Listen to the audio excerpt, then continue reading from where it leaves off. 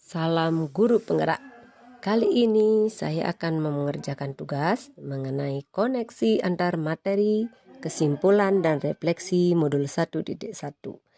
Nama saya Nilus Suryawati dari SMP Negeri 2 Kintamani. Saya CGP Angkatan 11 Kabupaten Bangli. Saya mulai dari apa yang Anda percaya tentang murid dan pembelajaran di kelas sebelum Anda mempelajari modul 1.1. Pembelajaran yang diterapkan terasa hanya sebagai kewajiban menjalankan tugas sebagai guru, yaitu aktivitas mengajar, sekedar memberi penguatan dan memerintah mereka untuk menyelesaikan tugas yang ada di buku pembelajaran dan tugas lainnya.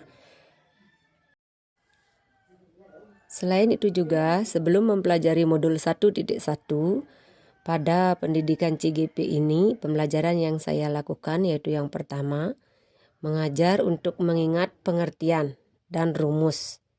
Terutama pada pembelajaran yang ada rumus, di sana lebih ditekankan untuk mengingat persamaan atau rumusnya untuk diterapkan dalam menjawab pertanyaan atau soal hitungan.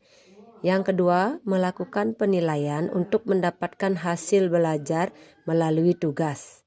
Penilaian harian, PAS, PTS, ataupun PAT. Untuk mengejar target nilai yaitu mencapai KKM. Yang ketiga, melaksanakan tugas dengan melihat target materi yang harus diselesaikan pada semester 1 dan juga semester 2.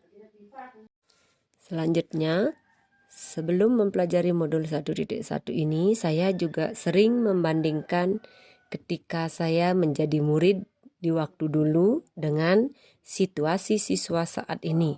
Saya sering mengeluh dengan siswa yang nilainya rendah, malas dan kurang disiplin. Kemudian, apa yang Anda percaya tentang murid dan pembelajaran di kelas sebelum Anda mempelajari modul 1.1? Nah, yang pertama yaitu saya sering membandingkan anak-anak di kelas 1 dengan kelas yang lainnya. Yang kedua, saya terkadang marah dan memberi hukuman pada murid yang tidak mengerjakan tugas atau PR, atau jika tidak ada murid yang tidak mau ke depan untuk mengerjakan contoh soal atau pembahasan soal lainnya. Nah, setelah saya mempelajari modul 1.1, maka apa yang berubah dari pemikiran atau perilaku Anda setelah mempelajari modul 1.1? Yang pertama itu pola pikir saya mulai memahami tugas sebagai guru tidak hanya mentransfer ilmu, namun juga mendidik. Yang kedua, pendidikan dan pengajaran itu berbeda. Yang ketiga, proses pembelajaran seharusnya berpusat pada murid dan murid melaksanakan pembelajaran dengan perasaan yang senang dan gembira.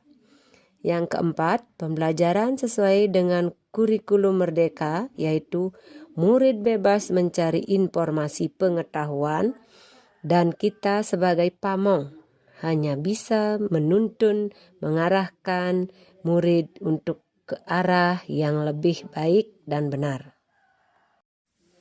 Kemudian, apa perubahan dari pemikiran atau perilaku Anda setelah mempelajari modul 1.1?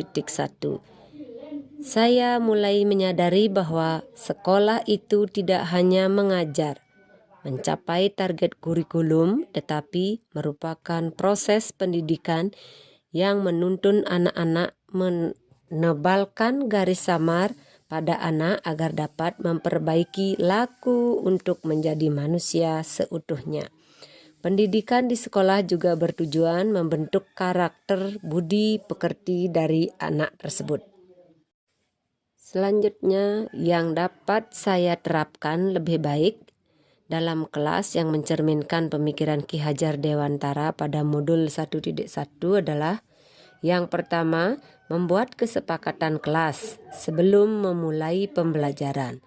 Yang kedua, menerapkan model pembelajaran yang variatif menyesuaikan dengan kondisi kodrat zaman dan juga kodrat alam pada saat ini. Yang ketiga, menyusun pembelajaran yang berpusat pada murid dan merdeka belajar. Lalu, apa yang dapat segera saya terapkan lebih baik agar kelas mencerminkan pemikiran Ki Hajar Dewantara? Yang pertama, memahami karakter murid dan keunikannya. Yang kedua, mengintegrasikan pembelajaran dengan kearifan lokal. Yang ketiga, melaksanakan komunikasi dengan orang tua siswa. Nah, setelah saya mempelajari dan menerapkan dari pembelajaran modul 1.1 mengenai filosofis pendidikan Ki Hajar Dewantara, dapat saya simpulkan bahwa pendidikan adalah menuntun kekuatan kodrat anak untuk mencapai keselamatan dan kebahagiaan. Laksanakan dengan ketulusan hati dan komitmen bersama. Terima kasih.